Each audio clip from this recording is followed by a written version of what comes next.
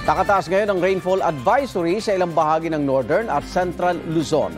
Ayon sa Pag-asa, asahan ng malakas na ulan sa ilang panig ng Aurora, Quirino at Isabela. Tatagal ang babala hanggang alas 8 ngayong umaga.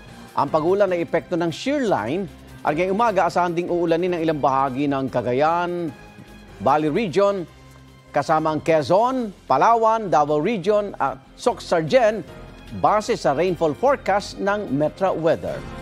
Pagsapit ng hapon, posible na rin ang ulan sa ibang panig ng bansa at kasama ang Metro Manila.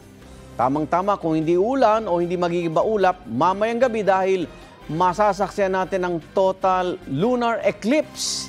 Tinatawag din itong blood moon dahil sa nagkukulay pula ang liwanag ng full moon kasabay ng pagtakip dito ng anino ng Earth sa tulong ng dust particles sa kalangitan. Sa Metro Manila, magsisimula ang eclipse dakong 5:19 ng hapon kung kailan magsisimula rin ang paglitaw ng buwan. Pero pasado alas 6 na mapapansin ang pagpula ng buwan.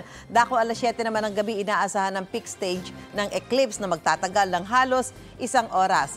Matatapos ang pambihirang astronomical phenomena na ito bandang alas 10 ng gabi. Bukod sa Pilipinas, masisilayan din ang total lunar eclipse sa iba pang bahagi ng Asia, Australia, North America, malaking bahagi ng South America at ilang panig ng Northern at Eastern Europe.